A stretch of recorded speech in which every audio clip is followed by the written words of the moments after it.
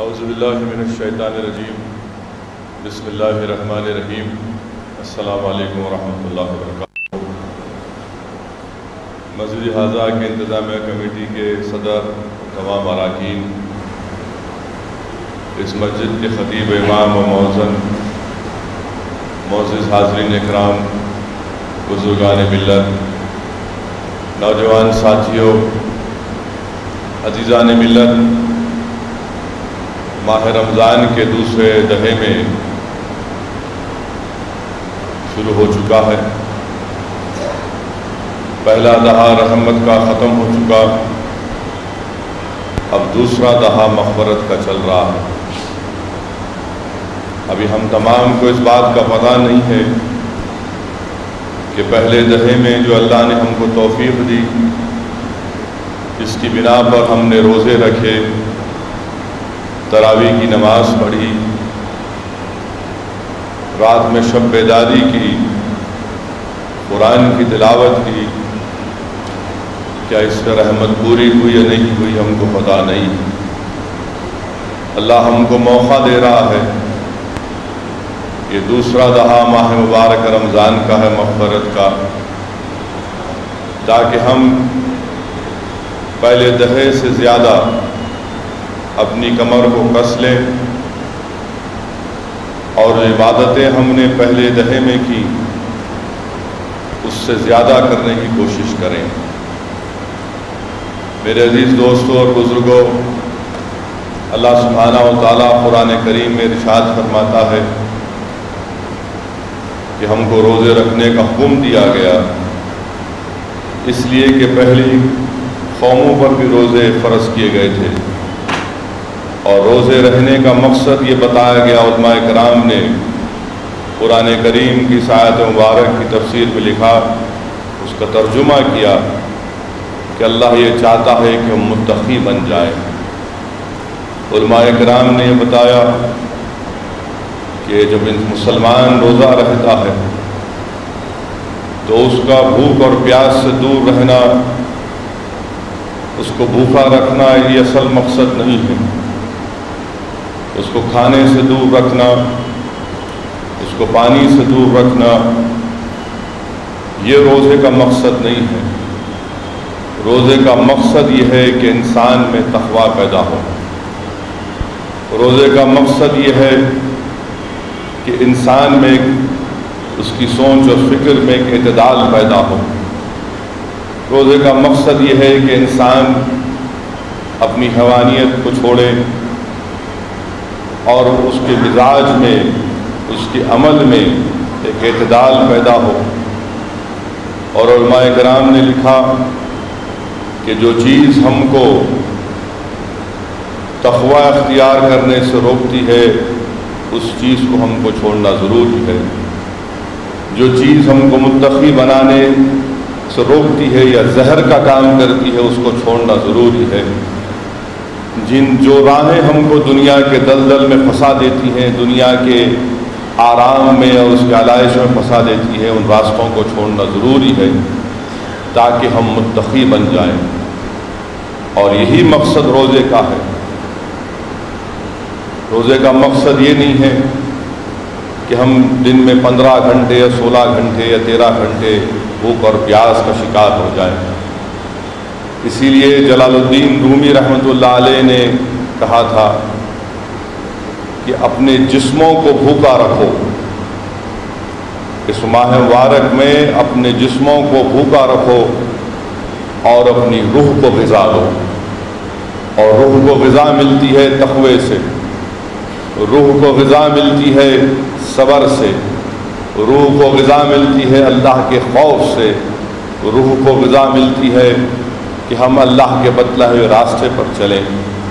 میرے عزیز دوستوں اور بزرگوں، اس ماہ مبارک کی عظمت خود حدیث شریف میں رسول اللہ صلی اللہ علیہ وسلم ارشاد فرما رہے ہیں کہ جب ماہ رمضان کا آغاز ہوتا ہے تو اللہ سبحانہ و تعالیٰ جنت کے دروازوں کو کھول دیتا ہے، جہنم کے دروازوں کو بند کر دیتا ہے، اور شیطان کو زنجیروں سے جکڑا جاتا ہے۔ مثال کے طور پر اگر کسی محلے میں ایک غنڈہ قسم کا شخص یا پھر ایک غنڈوں کا گروپ کسی محلے میں ظلم کرتا ہے تو محلے کے لوگ کہتے ہیں کہ بھائی جو ذمہ دار ہے اس محلے کا وہ ایم ایل اے ہو یا کارپوریشن، کہا جائے کہ ان غنڈوں کو یہاں سے ہٹایا جائے، ان کی غنڈہ گردی کو ختم کیا جائے، ان کی ظلم کا خاتمہ ہو۔ آپ اندازہ لگائیے کہ جب کسی محلے سے یا کسی علاقے سے غنڈہ عناصر کا ظلم ختم ہو جاتا ہے تو اس علاقے کے، اس محلے کے، اس گلی کے لوگ راحت محسوس کرتے ہیں۔ اور جب اللہ سبحانہ و تعالیٰ انسانیت کا سب سے بڑا دشمن شیطان اس کو اس ماہ مبارک میں زنجیروں سے جکڑ دیتا ہے تو یہ ماہ مبارک ہم کو دعوت دے رہا ہے کہ آؤ اس میں نیکیاں کرو۔ اس ماہ مبارک کے جہاں پر اس ماہ مبارک میں اللہ کی بخشش، اللہ کی رحمت جوش میں ہے، تم اپنے آپ میں ایک تبدیلی پیدا کرو، اپنے مزاج میں ایک تبدیلی پیدا کرو، انانیت کو ختم کرو، غصے کو بازو رکھو۔ دیکھو یہ ماہ مبارک ماہ صبر ہے، یہ صبر کا مہینہ ہے، اس میں اللہ سے جو تم مانگو گے تمہاری مرادوں کو اللہ پورا کرے گا۔ اگر تم رات میں اٹھ کر اللہ سے اس کی رضا مانگو گے تو اللہ تم کو اس کی رضا دینے تیار ہے۔ اگر تم رات میں اٹھ کر یا دن میں عبادتوں میں اللہ سے بھیک مانگو کہ اللہ میرے گناہوں کو بخش دے تو اللہ کی رحمت جوش میں ہے، اللہ گناہوں کو بخشنے والا ہے۔ اور سب سے نامراد بلکہ مجرم ہے وہ شخص جو اس ماہ مبارک کو پاتا ہے اور اپنے گناہوں کی بخشش اللہ سے نہیں کرواتا۔ میرے عزیز دوستوں اور بزرگوں، ہم اس ماہ مبارک رمضان کے دوسرے دہے میں آ چکے ہیں۔ اللہ کی رحمت جوش میں ہے، اللہ بخشنا چاہتا ہے، اللہ کی رحمت اور مغفرت کا یہ بے کنارہ سمندر جوش میں ہے۔ اور اگر ہم اس موقع کو غنیمت نہیں سمجھتے ہیں اور اگر ہم اپنی بخشش نہیں کرواتے تو ہم سے بڑا مجرم کوئی نہیں ہو سکتا۔ اس لیے حدیث شریف میں آیا کہ ایک مرتبہ رسول اللہ صلی اللہ علیہ وسلم خطبہ دینے کے لیے جب ممبر پر اپنا خد مبارک رکھے تو 3 مرتبہ آمین کہا۔ صحابہ اکرام نے پوچھا یا رسول اللہ صلی اللہ علیہ وسلم آپ نے 3 مرتبہ آمین کیوں کہا؟ تو رسول اللہ صلی اللہ علیہ وسلم نے ارشاد فرمایا کہ جبریل امی کھڑے تھے اور دعا کر رہے تھے کہ برباد ہو جائے وہ شخص اور اللہ کی رحمت اس سے دور ہو جائے جس نے رمضان کو پایا اور اپنے گناہوں کی بخشش نہیں کروا دی۔ اور پھر جبریل امی رسول اللہ صلی اللہ علیہ وسلم سے عرض کرتے ہیں کہ یا رسول اللہ صلی اللہ علیہ وسلم آپ آمین کہیے۔ اب آپ بتائیے میرے عزیز دوستوں اور بزرگوں، میرے غیور نوجوان ساتھیوں، اگر ہم نے پہلے دہے میں اپنی عادت کے مطابق دنیا میں اپنی زندگی کو گزار دی، اپنے آپ کو، اپنے نفس کو کنٹرول نہیں کیا، تو میں آپ کو، ہم کو دعوت دیتا ہوں کہ آؤ اس ماہ مبارک کا دوسرا دہا مغفرت کا ہے، اللہ کی رحمت جوش میں ہے۔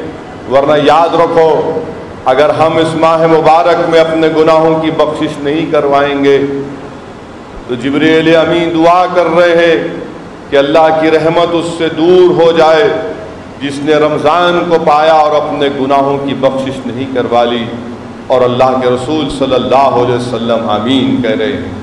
میرے عزیز دوستوں اور بزرگوں، دوسری مرتبہ رسول اللہ صلی اللہ علیہ وسلم آمین اس لیے کہا کہ رحمت اللہ عالمین صلی اللہ علیہ وسلم نے ارشاد فرمایا کہ جس نے اپنے بوڑھے ماں باپ کو پایا یا پھر ان دونوں میں سے کسی کو پایا اور ان کو راضی نہیں کیا تو جبریل امین نے دعا کی کہ اللہ تو اس شخص سے اپنی رحمت کو دور کر دے، اور رسول اللہ صلی اللہ علیہ وسلم نے آمین کہا۔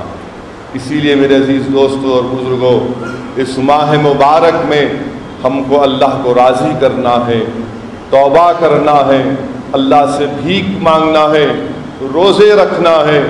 یاد رکھو میرے عزیز دوستوں اور بزرگوں، میرے نوجوانوں، اگر ہم دم بھرتے ہیں رسول اللہ صلی اللہ علیہ وسلم سے محبت کا تو کیسی محبت کے ہم دعوے کر رہے ہیں. جو اللہ کا حبیب، جو اللہ کا رسول صلی اللہ علیہ وسلم، جس نے زندگی بھر بھوکے رہے، جس نے کبھی پیٹ بھر کے کھانا نہیں کہا بلکہ زندگی بھر بھوکے رہے، آج ہم ان کے امتی ہیں. اور اگر ہم روزہ نہیں رکھتے تو پھر ہم کیسے امتی ہیں، ہم کیسے چاہنے والے ہیں؟ اس کا محاسبہ ہم کو کرنا ہے. یہ ماہ مبارک ہم کو دعوت دیتا ہے کہ انٹراسپیکشن کرو اپنے آپ کا. دیکھو اپنے آپ کو کہ تم کہاں پر کھڑے ہو اور تم کس راہ پر جا رہے ہو. روکو اپنے آپ کو اگر تم تباہی اور بربادی کے راستے کی طرف جا رہے ہو. اگر تمہارا نفس تم کو بربادی کی طرف لے کر جا رہا ہے تو روکو اپنے آپ کو. اگر شیطان تم کو اس راستے پر لے کر جا رہا ہے جو قرآن اور سنت کے خلاف ہے تو روکو اپنے آپ کو. میرے عزیز دوستوں اور بزرگوں، یہ ماہ مبارک ہم کو اس بات کی دعوت دیتا ہے. یہ ماہ مبارک ہم کو صبر کی ٹریننگ دیتا ہے.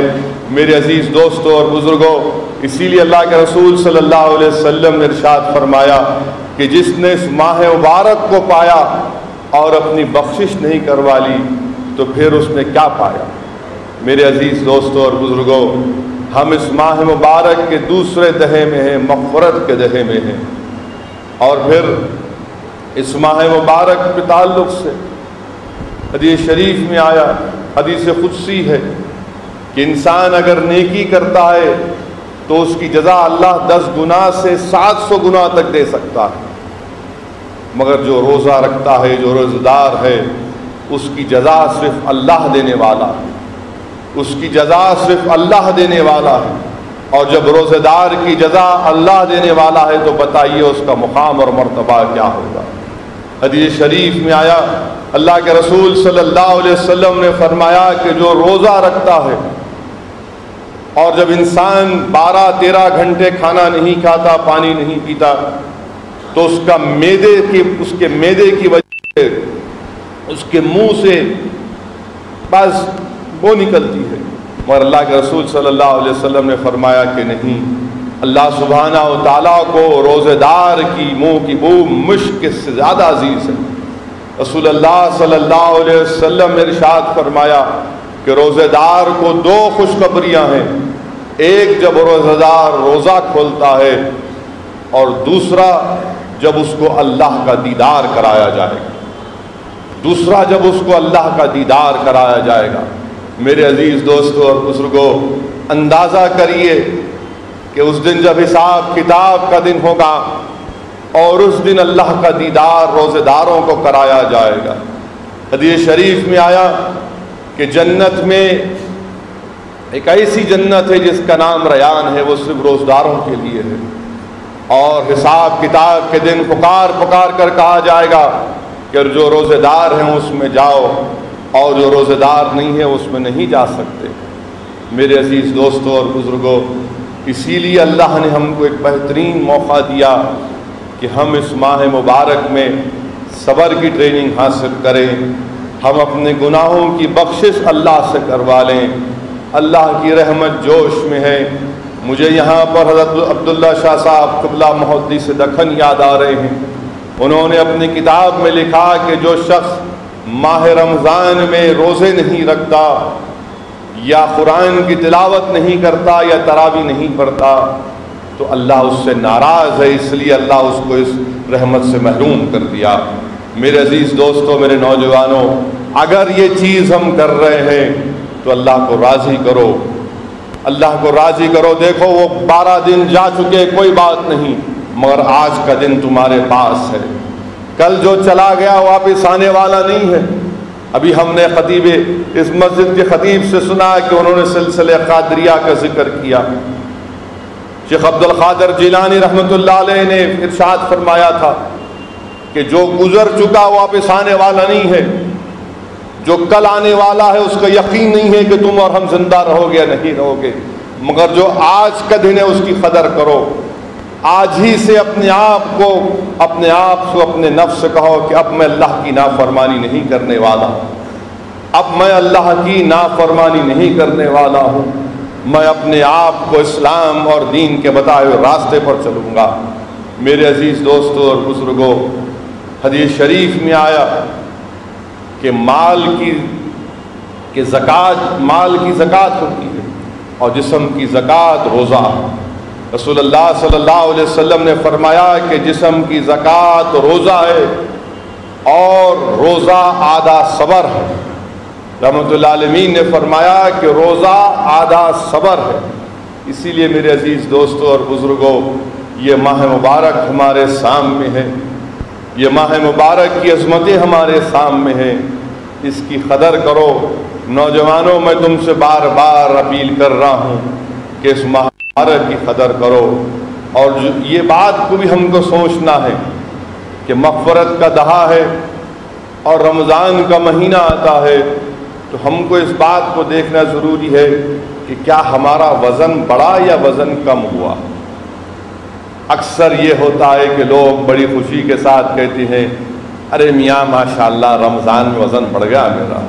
نہیں میرے بھائی، رمضان میں وزن بڑھانے کے لیے نہیں آیا، رمضان وزن بڑھانے، جسم کا وزن بڑھانے کے لیے نہیں آیا۔ افسوس کے ساتھ یہ کہنا پڑتا ہے کہ یہ ماہ مبارک ہم کو بھوک اور پیاس کی ٹریننگ دینے کے لیے آیا ہے۔ ہم الٹا کرتے ہیں، اور جتنا موقع ملے سحری میں بالکل سحری کرنا ضروری ہے۔ یہ مبارک ناشتہ ہے، یہ ہمارے نامہ عمل میں تولا جائے گا، مگر سحری کا مطلب یہ نہیں ہے کہ 2 پلیٹ حلیم کھایا جائے۔ روزہ کھولنا ضروری ہے، مگر روزہ کھولنے کا مطلب یہ نہیں ہے کہ ماہ مبارک میں انسان کا وزن بڑھ جائے۔ میرے بھائی، آج سائنس اس بات کو ذمہ داری کے ساتھ آج سائنس سے کہہ رہا ہے، آج پورے سائنسدان اس بات پر متفق ہیں کہ جو انسان ہفتے میں 2 دن روزہ رکھتا ہے، اس کی زندگی، اس کی عمر بڑھتی ہے، وہ کینسر سے بچتا ہے، وہ شوگر کی بیماری سے بچتا ہے، وہ جوڑوں کی بیماری سے بچتا ہے، وہ پیٹ کی بیماری سے بچتا ہے۔ 1400 سال پہلے رسول اللہ صلی اللہ علیہ وسلم نے ہم کو اس بات کی تعلیم دی کہ ہفتے میں 2 دن روزہ رکھو۔ میرے بھائی، آج سائنس جب کہہ رہا ہے تو سمجھو، آج لوگ موٹاپے کی وجہ سے وزن ان کا اتنا بڑھ جاتا ہے، اللہ نے ان کو اتنی دولت دی کہ ان کا وزن اتنا بڑھ جاتا ہے کہ آج دواخانے میں موٹاپا کم کرنے کا آپریشن ہوتا ہے۔ 2.5 لاکھ 3.5 لاکھ روپیہ لوگ خرچہ کرتے ہیں۔ میرے پاس بھی کئی لوگ آتے ہیں، پوچھتے ہیں کہ کیا کروں۔ میں کہتا ہوں بھائی آپ ڈاکٹر سے پوچھ لو، مگر اگر آپ میری رائے جاننا چاہتے ہیں تو عام دنوں میں روزہ رہو، ایکسرسائز کرو، چہل قدمی کرو، کھانا کم کھاؤ۔ مگر میرے بھائی، یہ سب چیزوں کی ٹریننگ اس ماہ مبارک میں ہم کو ملتی ہے۔ آج مسلمانوں میں جن کے پاس دولت ہے، جن کے دسترخوانوں پر کھانا میسر ہے، میں ان سے بھی کہہ رہا ہوں کہ یاد رکھو، آج آپ تو اچھا کھا رہے ہیں، مگر ہم کو ماہ مبارک اس بات کا پیغام بھی دے رہا ہے کہ جن کے دسترخوان پر کھانے کا ایک دانہ بھی نہیں ہے، آج ایسے مسلمان سرزمین دکن پر بھی ہے اور دنیا میں بھی ہے جن کو کھانا میسر نہیں ہے، جو 2 کھجور اور 1 گلاس پانی پر روزہ کھولتے ہیں، جو بعض وقت صرف پانی پی کر سحری کر لیتے ہیں۔ ہم کو ایسے مسلمانوں تک بھی امداد کرنے کی ضرورت ہے تاکہ ان کو بھی کھانا ملے، تاکہ وہ بھی پیٹ بھر کھانا کھائے۔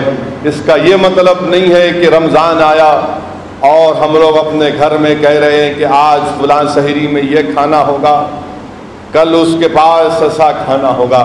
میں نے اپنے بچپنے میں یہ چیزوں کو دیکھا کہ اگر کسی کے گھر سے افطاری آتی تو یہ نہیں دیکھا جاتا کہ بازو والے کے پاس سے آئی تو میں افطاری بھجاؤں گا، بلکہ یہ معمول تھا کہ جتنے گھر ہیں ان تمام کو افطاری بھجایا جائے۔ محلے کی مسجد ہو تو پہلے گھر سے یہ عادت تھی، یہ ہمارا ایک عادت تھی کہ پہلے محلے کی مسجد میں افطاری بھجائے جائے۔ میرے بھائی، یہ چیزوں کی تعلیم دینے یہ ماہ مبارک آیا ہے، اور اسی لیے رسول اللہ صلی اللہ علیہ وسلم نے ارشاد فرمایا کہ جو روزے دار کو 1 گلاس پانی پلائے گا، اللہ اس کو میرے حوض سے ایسا پانی پلائے گا جس کے پینے کے بعد اس کو جنت میں جانے تک پیاس نہیں لگے گی۔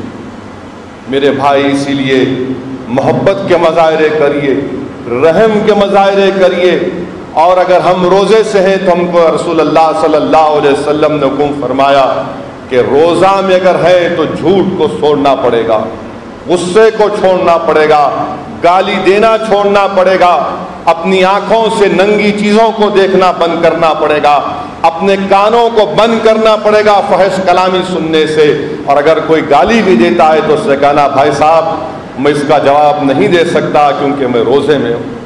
یہ تعلیم ہم کو دی گئی ہے۔ میرے عزیز دوستوں اور بزرگوں، وہیں پر اس ماہ مبارک میں اللہ سبحانہ و تعالیٰ نے قرآن کریم کو نازل فرمایا۔ اللہ سبحانہ و تعالیٰ نے قرآن کریم کو نازل فرمایا، اور میرے عزیز دوستوں اور بزرگوں، علماء کرام نے لکھا اور میں نے ان کے پیروں کے پاس بیٹھ کر سنا کہ اللہ سبحانہ و تعالیٰ نے ہر نبی کے زمانے میں جس چیز کا زور تھا اس کے مطابق اللہ نے معجزے عطا کیے۔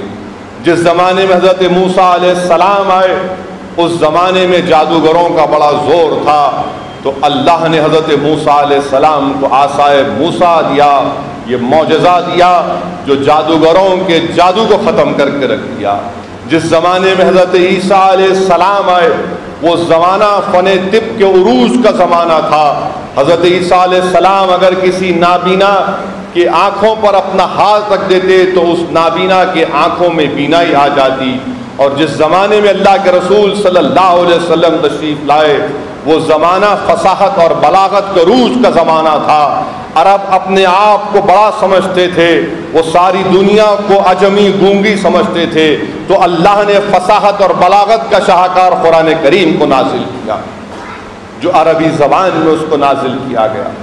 مجھے یہاں پر جامعہ نظامیہ کے مشہور عالم دین یاد آ رہے ہیں جنہوں نے اپنی زندگی فرانس میں گزار دی۔ انہوں نے اپنی کتاب میں لکھا، بلکہ اپنے کسی تقریر میں انہوں نے کہا تھا کہ قرآن عربی زبان میں کیوں نازل کیا گیا۔ حضرت نے فرمایا کہ دنیا میں جتنی زبانیں ہیں، ایک بہترین مثال حضرت نے دی کہ اگر کسی کو 500 سال پرانی انگریزی کتاب دی جائے کہ اگر تم انگریزی کے طالب علم ہو، تم انگلش میڈیم میں پڑھو، چلو اس کتاب کو پڑھو جو 500 سال پرانی انگریزی کتاب ہے۔ میں ذمہ داری کے ساتھ کہہ رہا ہوں کہ انہوں نے سچ کہا کہ وہ نوجوان جو انگریزی کا طالب علم ہے، چاہے وہ ایم اے ہو انگلش کا، وہ اس کتاب کو پڑھنے میں مشکل اس کو نظر آئے، بہت مشکل نظر آئے، اس لیے کہ 500 سال پہلے جو انگریزی تھی وہ آج نہیں ہے۔ اگر 500 سال پرانی اردو کی کتاب اگر کسی اردو داں کو دی جائے گی تو وہ بھی اس کو پڑھنے میں بڑی مشکل محسوس کرے گا، مگر جو قرآن کریم کو اللہ نے عربی زبان میں نازل کیا، اگر آج عثمان ذوالنورین ہوتے ہیں اور ایک عربی جاننے والا عثمان غنی ذوالنورین سے گفتگو کرے گا عربی میں تو حضرت عثمان ذوالنورین اس کی گفتگو کو سمجھیں گے، اور حضرت عثمان غنی اس سے گفتگو کریں گے تو عربی جاننے والا اس گفتگو سمجھے گا۔ یہ اللہ کا بہت بڑا کرم ہے اس زبان پر کہ ہاں تھوڑا بہت گرامر یہاں وہاں چینج ہوا مگر زبان میں کوئی فرق نہیں آیا، اسی لیے اللہ نے اس کو زبان میں نازل کیا۔ اور پھر میرے عزیز دوستوں اور بزرگوں، ابن ہشام کی کتاب المغازی مجھے یاد آ رہی، جس میں ابن ہشام نے لکھا کہ جب رسول اللہ صلی اللہ علیہ وسلم پر وحی نازل ہوتی تو آپ پہلے مردوں میں جا کر اس کو سناتے اور پھر ایک خصوصی مجلس کرتے خواتین کی اور اس میں اس قرآن کی آیات کی تلاوت کرتے۔ آج دنیا ہم سے کہتی ہے کہ اسلام اور مسلمان عورتوں سے انصاف نہیں کرتے، عورتوں پر ظلم کرتے ہیں۔ نادانوں، 1400 سال پہلے جب اللہ میرے حبیب اپنے حبیب محمد مصطفیٰ صلی اللہ علیہ وسلم پر وحی کو نازل کرتا تو رسول اللہ صلی اللہ علیہ وسلم، ابن ہشام لکھ رہے ہیں کہ پہلے مردوں کو بلاتے، اس قرآن کی آیات کو بتاتے، تلاوت کرتے اور پھر خواتین کو بلاتے۔ بتاؤ دنیا میں کسی نے اس طرح کا کام کیا؟ 1400 سال پہلے جس دین نے عورتوں کو یہ عزت دی، قرآن کی آیات نازل ہوتی ہے اور رسول اللہ صلی اللہ علیہ وسلم خواتین کو بلاتے ہیں علیحدہ اور اس میں اس کا ذکر فرماتے۔ میرے عزیز دوستوں اور بزرگوں، قرآن کریم فصاحت اور بلاغت کا ایک شاہکار ہے۔ قرآن کریم چیلنج کر رہا ہے ان تمام دنیا والوں سے جو آج اسلام دشمن طاقتیں کہتی ہیں کہ مسلمان قرآن کی وجہ سے ایسا ہے، قرآن کو ایسا کریں گے، قرآن کو ایسا کریں گے۔ اے ظالموں، اے عقل مندوں، اے ترقی کرنے والوں، ذرا قرآن کے چیلنج کو قبول کر لو۔ 1400 سال پہلے قرآن نے تم جیسے ذہن رکھنے والوں کو چیلنج کیا تھا کہ اگر تم سچے ہو تو اس جیسا ایک سورہ بنا کر لاؤ۔ قرآن نے انسانیت کے دشمنوں کو چیلنج کر کے کہا کہ چھوڑو ایک سورہ، اگر تم سچے ہو تو تم اور جنس مل کر 3 آیات بنا کر لاؤ۔ 1400 سال پہلے جو چیلنج دیا گیا تھا اس وقت بھی زمانے نے اس چیلنج کا جواب نہیں دے سکا، نہ آج دے سکے گا، نہ صبح قیامت تک اس کا جواب دے سکے گا۔ میرے عزیز دوستوں اور بزرگوں، یہ قرآن کا چیلنج ان لوگوں کے لیے ہے جو چاند پر اپنا آشیانہ بنانا چاہتے ہیں۔ آج لوگ سائنسدان کہہ رہے ہیں کہ شاید کسی پلانٹ پر جان ہوگی، شاید کسی پلانٹ پر پانی ہوگا، تو ہو سکتا ہے کہ وہاں پر جا کر قرآن ان سے بھی چیلنج کر رہا ہے کہ تم سچے ہو تو تم جن اور انس مل کر اس جیسی 3 آیات بنا کر لاؤ۔ قرآن چیلنج کر رہا ہے ان لوگوں سے جو سمندر میں خاک کو چھان رہے ہیں، یہ قرآن کے چیلنج کا جواب نہیں دے سکتے، اس لیے کہ اللہ کا کلام، اس لیے کہ اللہ کا کلام۔ لوگ پوچھتے ہیں، لوگ کئی باتیں کرتے ہیں، میرے بھائی یہ قرآن اللہ کا کلام، یہ حق ہے اور اس میں کوئی اس کے چیلنج کا جواب نہیں دے سکتا۔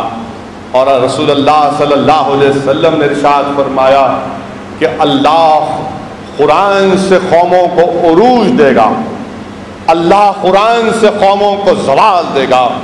جو قرآن کی تعظیم کرے گا اللہ اس کو عزت سے نوازے گا، جو قرآن کو اپنا پیشوا بنائے گا وہ قرآن اس کو جنت میں لے کر جائے گا۔ اللہ کے رسول صلی اللہ علیہ وسلم نے ارشاد فرمایا کہ ایک ایسا سورہ ہے جو اس کے پڑھنے والے کے لیے لڑے گا، جو اس کے پڑھنے والے کے لڑے گا۔ رحمت اللہ علیہ نے ارشاد فرمایا وہ سورہ تبارک الذی۔ رسول اللہ صلی اللہ علیہ وسلم نے اپنی خواہش کا اظہار کیا کہ میری خواہش ہے کہ میرا ہر امتی اس سورے کو یاد رکھے۔ اسی لیے رسول اللہ صلی اللہ علیہ وسلم نے ارشاد فرمایا کہ جس کے سینے میں قرآن نہیں ہے وہ ویران گھر کی طرح ہے، اور جس گھر میں قرآن کی تلاوت نہیں ہوتی وہ قبرستان کی طرح۔ میرے بھائی، میرے عزیز دوستوں اور بزرگوں، ہم آئے دن آج اپنے معاشرے میں اس چیز کو دیکھتے ہیں کہ فلاں ایک قسم کے لوگ ہیں جو اپنے آپ کو بڑا ہی عقل مند سمجھتے ہیں اور لوگوں کو دھوکہ دیتے ہیں۔ کسی عورت کو بچہ بیٹا نہیں ہوا تو بولتے آؤ ہم تمہارے کو کچھ کر کے دے دیتے، کوئی بولتے کہ اس پر فلاں ہو گیا آ جاؤ۔ میرے بھائی، یہ تمام کے تمام جو لوگ جادو ٹونا کر رہے ہیں یہ کفر ہے، یاد رکھو، یہ کفر ہے، یاد رکھو۔ آپ اگر اسلامی حکومت ہوتی تو ان کی گردنیں مارنے کا حکم ہوتا۔ یہ جادو ٹونا کرنے والوں کے پاس ہرگز مت جاؤ۔ اللہ کے رسول صلی اللہ علیہ وسلم نے ارشاد فرمایا کہ جس گھر میں سورہ بقرہ پڑھا جاتا ہے اس گھر میں شیطان نہیں آتا۔ جس گھر میں سورہ بقرہ پڑھا جاتا ہے اس گھر میں شیطان نہیں آتا۔ ہمارے گھر میں سورہ بقرہ تو چھوڑو، ماشاءاللہ ٹی وی پر ننگے ناچ کے گانے، بابا بیٹی اماں سب بیٹھے ہوئے ہیں، جھگڑے ہوتے ہیں گھروں میں تو کہتے نہیں یہ اماں کا ٹی وی، یہ بابا کا ٹی وی، اماں کا ایک گروپ بیٹے کا ایک گروپ دیکھ رہا ہے، اور بچے چھوٹے جو 12-13 سال کے ہیں واہیات قسم کی باتیں دیکھتے ہیں اور سنتے ہیں، اور پھر ہم سمجھتے ہیں کہ بھائی انہیں کیا کر رہا ہے، انہیں برا کیوں ہو جا رہا ہے۔ میرے بھائی، اصل انسان کی تربیت اس کا گھر ہے۔ اگر آپ اپنے گھر میں ایک صالح معاشرے کی تشکیل نہیں دیں گے تو پھر آپ کو کوئی اختیار نہیں ہے کہ آپ اپنی اولاد کی شکایت کریں۔ آپ اپنے ہاتھوں سے اپنی اولاد کو تباہ و برباد کر رہے ہیں۔ میرے عزیز دوستوں اور بزرگوں، قرآن کریم کے تعلق سے رسول اللہ صلی اللہ علیہ وسلم نے ارشاد فرمایا کہ جس گھر میں سورہ بقرہ پڑھا جاتا ہے اس گھر میں شیطان نہیں آتا۔ اسی لیے میرے عزیز دوستوں اور بزرگوں، حدیث شریف میں آیا کہ روزے دار کے لیے اللہ سے لڑے گا، جہنم کے سامنے کھڑا ہو جائے گا کہ نہیں پروردگار تو اس کو آگ میں نہیں ڈال سکتا، یہ روزے دار ہے۔ اللہ روزہ سے شفاعت کرے گا کہ پروردگار میں نے اس کو دن بھر بھوکا رکھا، شہوت سے دور رکھا، تو میری سفارش اس کے حق میں قبول فرما۔ قرآن بولے گا پروردگار میں نے اس کو رات بھر جگایا، بستر سے دور رکھا، اس کے حق میں میری سفارش قبول فرما۔ اللہ ان کی سفارش کو قبول فرمائے گا۔ میرے بھائی، حدیث شریف میں آیا کہ ایک روزہ دار کو جہنم میں ڈالا گیا تو جہنم کی آگ اس کو نہیں چھوتی، تو جو جہنم کا داروغار ہے وہ آگ سے بولے گا کیوں نہیں پکڑتی اس کو، تو آگ کہے گی کہ یہ روزے دار ہے، یہ روزے کی حالت میں مرا۔ داروغہ جہنم اس سے پوچھے گا بتا کیا تم روزے کی حالت میں مرے، تو کہے گا کہ ہاں میں روزے کی حالت میں مرا۔ میں پھر سے اس بات کو دہرا رہا ہوں، کئی مرتبہ کہہ رہا ہوں، نوجوان شاید تنگ آ جائیں کہ ہمیشہ اس بات کو دہراتے۔ نوجوانوں، جو لوگ شراب پی کر اپنی زندگی گزار رہے ہیں، چھوڑو اس عادت کو۔ اگر تم شراب پی کر مر جاؤ گے، تم شراب پی کر راتوں میں گاڑی چلا کر، موٹر سائیکل یا گاڑی چلا کر مر جاؤ گے، تو کس حالت میں تم اٹھائے جاؤ گے، کس حالت میں تم اٹھاؤ جاؤ گے اور تمہارا انجام کیا ہوگا؟ اسی لیے میرے عزیز دوستوں اور بزرگوں، انسان ہیں، غلطی ہو سکتی ہم سے۔ یہ ماہ مبارک ہم سے کہہ رہا ہے کہ آؤ، جو لوگ اللہ سے دور ہو چکے ہیں، جو اللہ کی رحمت سے دور ہو چکے ہیں، جو اللہ کی بخشش چاہتے ہیں، یہ ماہ مبارک پکار کر ان سے کہہ رہا ہے کہ آؤ واپس آؤ، پلٹ کر آؤ، آج اللہ تم کو معاف کرنے کو تیار ہے۔ ہم سال کے 11 مہینے اللہ کی رحمت کو تلاش کرتے ہیں، آج اللہ کی رحمت ہم کو گھیری، آج اللہ کی رحمت ہم کو تلاش کر رہی کہ آؤ، اللہ کی رحمت جوش میں ہے، اللہ کا بخشش کا سمندر جوش میں، آؤ اللہ سے بھیک مانگ لو اور اپنی زندگیوں میں ایک نیا انقلاب پیدا کرو۔ میرے عزیز دوستوں اور بزرگوں، قرآن کریم کے تعلق سے مجھے واقعہ یاد آ رہا ہے۔ حضرت عبداللہ یافعی یمن کے بہت بڑے ایک صالح نیک بزرگ تھے۔ وہ لکھتے ہیں کہ یمن میں ایک قبرستان میں کسی ایک شخص کو دفنایا گیا، اور دفنانے کے بعد جب لوگ واپس جا رہے تھے تو اچانک ایک دھماکے کی آواز آئی۔ لوگوں نے پلٹ کر دیکھا کہ جس میت کو جس خبر میں دفنایا تھا، اس خبر سے کتا کالا نکل کر بھاگ رہا ہے۔ یمن کے اولیاء نے اس سے پوچھا کہ بتا تو کون ہے؟ تو اس نے رک کر کہا کہ میں اس میت کے برے اعمال ہوں۔ جب اس سے پوچھا کہ دھماکہ کیوں ہوا، تو اس نے کہا کہ میں اس کے برے اعمال ہونے کی بنا پر جب اس پر حاوی ہو رہا تھا تو اچانک سورہ یاسین سامنے آ گئی، اس لیے کہ وہ مرنے والا شخص سورہ یاسین کو کثرت سے پڑھتا تھا، اور جو دھماکہ ہوا اس دھماکے کی ضرب تکلیف مجھے ہوئی، اس میت کو نہیں۔ میرے عزیز دوستوں اور بزرگوں، اس لیے کثرت سے قرآن کی تلاوت کرو، یاد رکھو آج اور ہم انشاءاللہ اس دنیا سے جانے والے ہیں، کوئی زندہ نہیں رہے گا، نہ اسد الدین اویسی زندہ رہیں گے، نہ صلاح الدین اویسی زندہ ہیں، کوئی نہیں رہے گا، سب اس زمین کی غذا بنیں گے، اور نہیں معلوم کہ اسد الدین اویسی کو اس زمین کے اندر کتنے سال کتنے صدیوں رہنا پڑے گا، کون میری خبر پر آ کر قرآن پڑھے گا مجھے نہیں معلوم۔ مجھے یہاں پر انفس العارفین کا واقعہ یاد آ رہا ہے، شاہ عبدالعزیز کا، اپنے والد کا واقعہ لکھتے ہیں شاہ عبدالرحیم رحمۃ اللہ علیہ کا۔ ایک مرتبہ شاہ عبدالرحیم سفر میں جا رہے تھے، دوپہر کا وقت تھا، گرمی تھی، تو وہ رک گئے۔ وہ لوگ شاہ عبدالرحیم رحمۃ اللہ علیہ قرآن کی تلاوت کرنا شروع کر دیے، اور جو قرآن کی تلاوت کر رہے تھے تو بازو آپ کے بڑے بھائی سو رہے تھے۔ جب آپ قرآن کی تلاوت ختم کرنا چاہ رہے تھے تو آپ کے بڑے بھائی نے اٹھ کر کہا کہ عبدالرحیم تم اپنی قرآن کی تلاوت کو جاری رکھو، یہاں پر کسی ایک نیک بندے کی خبر ہے، اس کی روح آ کر مجھ سے کہہ رہی ہے کہ تمہارے قرآن پڑھنے سے اس کو تسکین مل رہی ہے، اور اس کو مر کر صدیاں ہو چکی ہیں، وہ قرآن کی تلاوت کو نہیں سنی، تم قرآن کی تلاوت کو جاری رکھو۔ میرے بھائی، نہیں معلوم ان قبرستانوں میں تم کو اور ہم کو کتنے سال کتنے صدیوں کو سونا پڑے گا، نہیں معلوم کون ہماری قبروں پہ آ کر قرآن پڑھے گا۔ آج یہ زندگی اللہ کی طرف سے ایک نعمت ہے، ایک موقع ہے، اس کو غنیمت سمجھو اور خوب قرآن کی تلاوت کرو۔ اسی لیے تو اللہ کے رسول صلی اللہ علیہ وسلم نے فرمایا، کیا فرمایا کہ جس طرح لوہے کو زنگ لگتا ہے اسی طرح دل کو بھی زنگ لگتا ہے، اور جب دل کو زنگ لگتا ہے اللہ کے رسول صلی اللہ علیہ وسلم نے ارشاد فرمایا کہ اس زنگ کو کیسے دور کیا جائے۔ رحمت اللہ عالمین نے ارشاد فرمایا کہ کثرت سے قرآن کی تلاوت کرو اور موت کو یاد کرو، کثرت سے قرآن کی تلاوت کرو اور موت کو یاد کرو۔ جب ہم قرآن کی تلاوت کثرت سے کریں گے، جب موت کو یاد کریں گے کہ ہاں مجھے جانا ہے، کبھی بھی میرا بلاوا آ سکتا ہے، کبھی بھی میرا بلاوا آ سکتا ہے، یہ زنگ جو دل کو لگ چکا ہے یہ زنگ دور ہو جائے گا۔ رسول اللہ صلی اللہ علیہ وسلم نے فرمایا کہ جسم میں ایک ٹکڑا ہے، اگر وہ اچھا ہے تو پورا جسم اچھا ہے۔ آقا نے فرمایا صلی اللہ علیہ وسلم میں کوئی دل ہے، رحمت اللہ عالمین نے ارشاد فرمایا کہ میں تمہارے درمیان میں دو وائس کو چھوڑ کر جا رہا ہوں، ایک جو بولتا ہے اور ایک جو خاموش ہے۔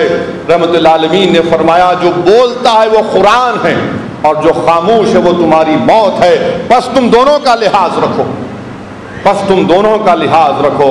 میرے بھائی، کسی عالم دین نے اچھا فرمایا، میں نے ان کی زبان سے سنا کہ جب انسان پیدا ہو جاتا ہے، جب انسان پیدا ہوتا ہے، جب آپ کے گھر میں اولاد ہوتی ہے تو گھر کے بڑے بزرگ کو یا کسی اللہ کے ولی کو بلا کر کہتے ہیں کہ کان میں اذان دے دو، کان میں اذان دے دو۔ اور جب اذان دے جا چکی ہے اب کیا ہے، اب صرف جب زندگی کا آخری سفر شروع ہوتا ہے تو اذان نہیں دی جاتی، جنازے کو لا کر مسجد میں رکھ دیا جاتا ہے اور امام صاحب اللہ اکبر بولتے ہیں، امام صاحب اللہ اکبر بولتے ہیں تو 50-60% 70% تو فارمیلٹی ہو گئی، اب خالی 30% باقی۔ تو کسی ایک اور عالم دین نے کہا کہ زندگی کیا ہے، دعا ہے، کیونکہ انہوں نے حدیث شریف بیان کی کہ ان کا سمجھانے کا طریقہ بہت اچھا تھا۔ انہوں نے فرمایا کہ جب اذان ہو جاتی ہے اور تمام لوگ مسجد میں آ کر بیٹھ جاتے ہیں کہ اب جماعت شروع ہوگی تو میں آ کر بیٹھتا ہوں، تو حدیث میں آیا کہ جب اذان ہو جاتی ہے اور لوگ مسجد میں جمع ہو جاتے ہیں وہ بہترین وقت ہوتا ہے دعا قبول ہونے کا۔ تو اسی لیے زندگی کا وقت دعا کرنے کا، یہ زندگی کا وقت دعا کرنے کا ہے کہ دعا کرو اللہ سے کہ پروردگار ہمارا خاتمہ ایمان پر ہو۔ میرے عزیز دوستوں اور بزرگوں، اسی لیے یہ ماہ مبارک میں اللہ سبحانہ و تعالیٰ نے قرآن کریم کو نازل کیا، اور یہاں پر مجھے وہ واقعہ یاد آ رہا ہے جو سلطنت عثمانیہ ترکی کا جو بادشاہ تھا، عثمان ترکی کا واقعہ، وہ اپنے پیر و مرشد کی خانقاہ میں لیٹا ہوا تھا، سو گیا، اچانک رات میں اس کو خیال آیا کہ میرے پیر محراب کی طرف ہیں، قرآن کی طرف ہیں، اٹھ گیا اور رات بھر کھڑے ہو کر روتا رہا، اللہ مجھے معاف کر دے، میرے گندے پیر تیرے کلام کی طرف تھے، میرے گندے پیر تیرے کلام کی طرف تھے، رات بھر روتا رہا، اللہ مجھے معاف کر دے۔ جب صبح فجر کی اذان ہوئی، عثمان ترکی کے پیر و مرشد آئے، آ کر اس سے کہا کہ عثمان، تو نے جو رات بھر قرآن کی تعظیم میں اللہ کے سامنے بھیک مانگا، تو نے اللہ سے توبہ کی، اللہ کو تیری ادا پسند آئی، کل تیرے سر پر سلطنت کا تاج رکھا جائے گا، کل تیرے سر پر سلطنت کا تاج رکھا جائے گا۔ عثمان ترکی کہتا ہے اپنے پیر مرشد سے، حضرت میں تو اتنا پڑھا لکھا نہیں ہوں، مجھے گاؤں کے لوگوں نے مجھے نکال دیا ہے، مجھے پھینک دیا ہے، یہ آپ کی خانقاہ میرے پانے کی جگہ ہے، آپ کے دسترخوان کا کھانا میرا پیٹ بھرنے کی جگہ ہے۔ تو ان کے پیر مرشد نے فرمایا کہ نہیں، فیصلہ ہو چکا ہے، اور دنیا نے دیکھا کہ عثمان ترکی نے سلطنت عثمانیہ کو قائم کیا۔ آج جو مدینہ شریف میں سبز گنبد ہے یہی عثمان ترکی نے اس کو تعمیر کی، اور آج استنبول کے میوزیم میں، توپکاپی میوزیم میں رسول اللہ صلی اللہ علیہ وسلم کے آثار مبارک ہیں۔ تو اس نے وصیت کی تھی کہ یہ جو آثار رسول اللہ صلی اللہ علیہ وسلم کے ہیں، اس نے ٹرسٹ بنا اور کہا کہ جہاں پر بھی رہیں گی وہاں پر 24 گھنٹے قرآن کی تلاوت چلتی رہے۔ آج بھی آپ جا کر دیکھ لو، اس میوزیم میں نے اپنی آنکھوں سے دیکھا کہ اس میوزیم میں قرآن کی تلاوت چلتی رہتی ہے، 24 گھنٹے قاری بیٹھا ہوا ہے اور قرآن کی تلاوت اس میں جاری ہے۔ یہاں پر مجھے خواجہ معین الدین چشتی اجمیری رحمۃ اللہ علیہ جو دلائل العارفین میں لکھے وہ واقعہ یاد آ رہا۔ غریب نواز لکھتے ہیں کہ محمود غزنوی کا جب انتقال ہو گیا تو غریب نواز نے محمود غزنوی کو خواب میں دیکھا کہ وہ جنت میں ہے۔ غریب نواز نے اس سے پوچھا کہ محمود یہ تجھے نعمت جنت کیسے ملی؟ تو محمود غزنوی نے کہا کہ ایک دن رات میں شکار کرنے کے لیے نکلا، راستہ بھٹک گیا تھا تو کسی غریب کی جھوپڑی میں پناہ لینا پڑا۔ میں جب جھوپڑی میں سونے گیا تو میں نے دیکھا کہ میرے پیر قرآن کی طرف جا رہے ہیں، تو میرے ضمیر نے مجھ سے کہا کہ میں قرآن کو ہٹا دوں۔ بعد میں مجھے میرے ضمیر نے کہا کہ تو اللہ کے کلام کو کیوں ہٹاتا ہے، تو خود اپنے آپ کو ہٹا لے۔ تو میں نے وہاں پر بیٹھ کر رات بھر قرآن کی تلاوت کی، اور محمود غزنوی نے کہا کہ میں نے اپنے دور سلطنت میں کئی راتیں کام کی عوام کے لیے، نیک کام کیے، فلاح بہبود کے کام کیے، وہ تمام ایک طرف ہے۔ اس ایک رات کو میں نے جو قرآن کی تعظیم کی اور قرآن کی تلاوت کی، اسی کی بنا پر اللہ نے مجھے عطا کر تن کلومیٹر کے فاصلے پر، بلکہ کلومیٹر سے بھی قریب قلعہ گولکنڈہ ہے۔ قلعہ گولکنڈہ اورنگزیب عالمگیر رحمت اللہ علیہ فتح نہیں کر پا رہے تھے۔ ایک رات ایسی بھی آئی کہ طوفانی رات تھی، سب کے خیمے ہوا سے اڑ گئے۔ اورنگزیب کیا دیکھتا ہے کہ اس کا خیمہ اڑ گیا ہوا سے، مگر ایک خیمہ ہے جس میں ٹمٹماتا چراغ ہے اور اللہ کے دو ولی ہیں جو قرآن کی تلاوت کر رہے ہیں۔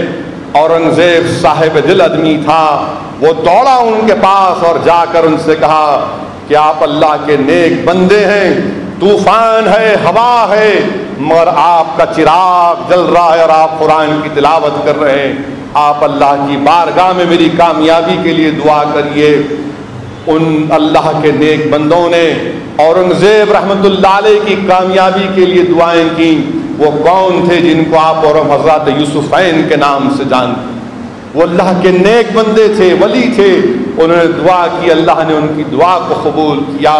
میرے بھائی، ہم سرزمین دکن پر بستے ہیں، ہم ان شہنشاہوں کے روحانی ریاست کے رعایا ہیں۔ آج بہت سے لوگ بہت سی کوششیں کرتے ہیں کہ ہمارے اتحاد کو کمزور کر دیا جائے، مگر مجھے پورا یقین ہے کہ انشاءاللہ تعالی جو شیطانی طاقتیں جو کوششیں کر رہی ہیں، اللہ سبحانہ و تعالیٰ ان کو ناکام کرے گا، اللہ سبحانہ و تعالیٰ ان کو شکست دے گا۔ اور میرے عزیز دوستوں اور بزرگوں، اسی لیے حدیث شریف میں آیا کہ جو حافظ قرآن ہوگا، جو حافظ قرآن ہوگا، حشر کے میدان میں ان کے ماں باپ کو کھڑا کیا جائے گا۔ آپ اندازہ لگائیے کہ پوری انسانیت کھڑی ہے۔ آج دنیا کی 24% آبادی مسلمانوں کی ہے، 24% آبادی۔ اگر حشر کا میدان ہوگا انشاءاللہ تمام مسلمان کھڑے ہوں گے، اسد الدین اویسی گناہگار بھی ہوگا، سب کا حساب کتاب ہوگا۔ حکم ہوگا کہ ان حفاظ قرآن کے ماں باپ کھڑے ہو جاؤ، حفاظ قرآن کے ماں باپ کھڑے ہو جائیں گے۔ حضرت آدم سے لے کر نبی آخر زمان محمد مصطفیٰ صلی اللہ علیہ وسلم پورے لوگ ہوں، اور ان تمام کے سامنے اللہ سبحانہ و تعالیٰ کیا کرے گا؟ اللہ سبحانہ و تعالیٰ حکم دے گا کہ حافظ قرآن کے ماں باپ کے سروں پر تاج کو رکھا جائے، حافظ قرآن کے ماں باپ کے سروں پر تاج رکھا جائے۔ میرے بھائی، ایک سیاستدان کے لیے اگر ایک 10-15 ہزار یا 5,000 لوگوں کے سامنے اگر کوئی ہم کو پھول کا ہار پہناتا ہے تو ہم سمجھتے ہیں ہماری بڑی عزت ہوئی، مگر سوچو اس وقت پوری انسانیت کے سامنے آدم علیہ السلام سے لے کر ان تمام کے سامنے حافظ قرآن کے ماں باپ کو کھڑا کیا جائے گا اور ان کے سروں پر تاج رکھا جائے گا۔ دنیا میں اگر کسی بادشاہ کی بادشاہت ختم ہو جاتی تو اس کے محل میں سب کو آنے کی اجازت نہیں ہوتی، صرف مخصوص لوگوں کو بلایا جاتا اور ان کے سامنے کسی ایک اس کے ولیعہد کے سر پر تاج رکھا جاتا۔ مگر یہاں پر کیا معاملہ ہے کہ پوری انسانیت کے سامنے ان ماں باپ کے سر پر تاج رکھا جا رہا ہے۔ تمہارے روزوں کی اللہ کو ضرورت نہیں ہے۔ حدیث شریف میں آیا کہ جو لوگ جھوٹ بول کر سچائی کی طرف آ جاتے ہیں، اللہ جنت کے نہر پر ان کے لیے محل تعمیر کر دیتا ہے۔ جو لوگ جھوٹ بولتے ہیں عام دنوں میں، فرشتے ان سے 1 میل دور ہو جاتے ہیں، فرشتے ان سے 1 میل دور ہو جاتے ہیں۔ ابھی خطبے میں امام صاحب نے اس قرآن کی آیات کا ذکر کیا جس میں اللہ سورہ احزاب میں فرما رہا ہے کہ اے ایمان والو سچ بولو، سچ بولو تاکہ اللہ تم کو پرہیزگار بنا دے، تمہارے گناہوں کی بخشش کر دے، اور وہی لوگ کامیاب ہوتے ہیں جو اللہ کے بتلائے ہوئے راستے پر چلتے ہیں۔ مسلمان اور جھوٹ، آپ سمجھ رہے ہوں گے ارے سیاست دان کھڑے ہو کر جھوٹ کی بات کہہ رہا ہے، یہ خود سب سے بڑا جھوٹا ہے۔ نہیں میرے بھائی، میں سچائی بیان کرنے کی پوری کوشش کرتا ہوں، اور شاید اسی لیے لوگ مجھ پر تانے مارتے ہیں، شاید اسی لیے لوگ میرے اغراض و مقاصد کو، میرے فیصلوں پر تنقید کرتے ہیں، مگر اللہ بہتر جانتا ہے کہ یہی سچائی کی وجہ سے سعودین اویسی سے کمزور آدمی کو وقت کے فرعون اور نمرود کے سامنے کھڑے ہو کر حق کو بیان کرنے کا اللہ موقع دیتا ہے۔ یہ میرا اس میں کوئی اعمال نہیں ہے، میرا اس میں اللہ کا کرم ہے۔ میرے بھائی سچ بیان کرو۔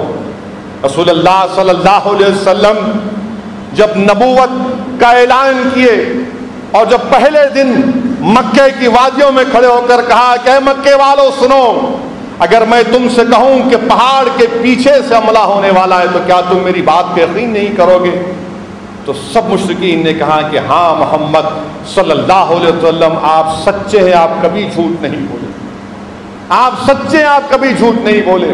ہم رسول اللہ صلی اللہ علیہ وسلم کے غلاموں کے غلام، یہ ہمارے لیے تر امتیاز ہے کہ ہم آقا کے امتی ہیں، ہم جھوٹ نہیں بول سکتے، جھوٹ نہیں بولنا چاہیے۔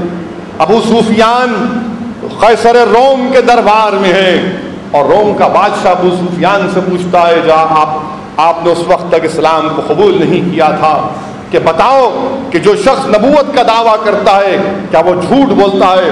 تو ابو سفیان نے کہا کہ نہیں وہ کبھی جھوٹ نہیں بولتے، وہ صادق اور امین ہیں۔ ملک کے بہت سے لوگ کوششیں کر رہے ہیں کہ ایسا کریں گے ویسا کریں گے۔ میرے بھائی یاد رکھو، اسلام کی تاریخ اگر آپ پڑھیں گے تو آج جو لوگ ہندوستان میں مسلمانوں پر ظلم کرنے کی کوشش کر رہے ہیں، گوشت کے نام پر ہم کو مار رہے ہیں، ہماری جانیں لے رہے ہیں، ہمارے بچوں کو یتیم کر رہے ہیں، ہماری بہنوں کو بیوہ کر رہے ہیں، پکڑ کر مار رہے ہیں۔ جھارکھنڈ میں ایک شخص بیچارہ افطاری کے لیے گوشت خرید کر لے کر جا رہا ہے اپنے گھر کو، تو یہ نام نہاد گو رکشک نہیں، گو ٹیررسٹ ہیں، یہ لوگ گو رکشک کے نام پر ٹیررزم کر رہے ہیں۔ یہ لوگ اس کو روک کر مارتے ہیں، بولتے ہیں تو گوشت بیف کا لے کے جا رہا، وہ بولتا ارے بھائی میرے گھر میں افطار کی دعوت کرنے آئے اسی لیے گوشت لے کر جا رہا ہوں، مارا گیا، پیٹا گیا۔ میرے بھائی آج ڈرنے اور گھبرانے کی ضرورت نہیں ہے۔ اللہ کے رسول صلی اللہ علیہ وسلم کہ ہم امتی ہیں، اور میں آپ کو صرف یاد دلانا چاہتا ہوں کہ جو لوگ مکہ سے حبشہ کی طرف گئے تھے تو وہاں پر بھی مشرکین پہنچ گئے تکلیف دینے کے لیے، تو وہاں پر حضرت جعفر طیار رضی اللہ تعالیٰ عنہ نے بادشاہ کے دربار میں کھڑے ہو کر ایک بات کہی تھی۔ بادشاہ نے مسلمانوں کو بلایا تھا کہ آپ کے خلاف شکایت آئی ہے مشرکین مکہ کی جانب سے، تو حضرت جعفر طیار نے بادشاہ کے دربار میں اٹھ کر کہا تھا آج جب میں پڑھتا ہوں تو مجھے الفاظ جب پڑھتا ہوں تو ایسا لگتا ہے کہ آج بھی وہی زمانہ ہے۔ حضرت جعفر طیار نے کہا کہ بادشاہ ہم پر ظلم صرف اس لیے کیا جا رہا ہے کہ ہم نے بتوں کی پوجا کو چھوڑ دیا، ہم پر ظلم صرف اس لیے کیا جا رہا تھا کہ ہم نے سچائی کو اپنایا، ہم پر ظلم اس لیے کیا جا رہا تھا کہ ہم پتھر کے اور لکڑی کے بنائے بتوں کی پوجا کو چھوڑ دیے، ہم پر ظلم اس لیے کیا جا رہا تھا کہ ہم سچ بولنا شروع کر دیے، ہم پر ظلم اس لیے کیا جا رہا تھا کہ ہم یتیموں پر رحم کر رہے تھے، ہم پر ظلم اس لیے کیا جا رہا تھا کہ ہم نیک عورتوں پر تہمت نہیں لگاتے تھے، ہم پر ظلم اس لیے کیا جا رہا تھا کہ ہم بیواؤں کا خیال رکھتے تھے، اور یہ سب اس لیے کیے کیونکہ اللہ نے ہمارے درمیان میں ایک نبی کو مبعوث فرمایا جس نے ہم سے کہا کہ سچ بولو، بت پرستی کو چھوڑو، اللہ کی عبادت کرو، نماز پڑھو، زکوٰۃ دو، صدقہ دو۔ اسی لیے زمانہ ہم پر ظلم کر رہا ہے، اور یہ لوگ یہی چاہتے ہیں کہ ہم اپنے دین کو چھوڑ دیں، جو دین محمد مصطفیٰ صلی اللہ علیہ وسلم کا دین ہے اس کو چھوڑ دیں، ہم دوبارہ گناہوں کی زندگی کو اختیار کر لیں۔ ہمارے نبی نے ہم سے کہا کہ حرام ہے تو ہم نے کہا حرام ہے، ہمارے نبی نے کہا یہ حلال ہے تو ہم نے اس کو ایکسپٹ کیا۔ آج یہ لوگ چاہتے ہیں کہ ہم حرام کو ایکسپٹ کر لیں اور حلال کو چھوڑ دیں۔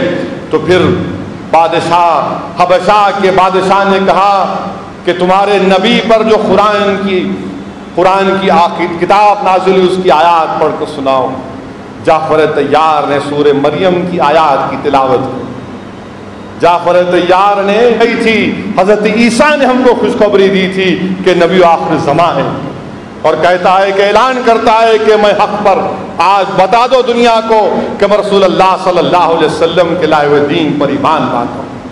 میرے بھائی مسلمان نوجوانوں کے دلوں میں یہ بات پیدا ہوتی ہے، فطری چیز ہے کہ جب وہ نظاروں کو دیکھتے ہیں کہ ہم کو مارا جا رہا ہے، یہ گاؤں رکشک ہم کو مار رہے ہیں، ہم کو پیٹ رہے ہیں، ہماری جانیں چلے جا رہی ہیں، نوجوانوں مایوسی کو اپنے قریب آنے مت دو۔ نوجوانوں مایوسی کفر ہے، یاد رکھو۔ تم مایوس ہو کر ڈر کر اپنے گھر میں نہیں بیٹھ جانا، تم مایوس ہو کر قانون کو اپنے ہاتھ میں نہیں لینا، بلکہ تم پر امید رہو، اپنے حوصلوں کو بلند رکھو، اور یاد رکھو کہ جو ہاتھ آج ہمارے گردنوں کو دبا رہے ہیں انشاءاللہ تعالیٰ تم اور ہم دیکھیں گے وہی ہاتھ اٹھا کر کہیں گے الصلاۃ والسلام علیکہ یا رسول اللہ، انشاءاللہ وہ دنیا دیکھے گی انشاءاللہ تعالیٰ۔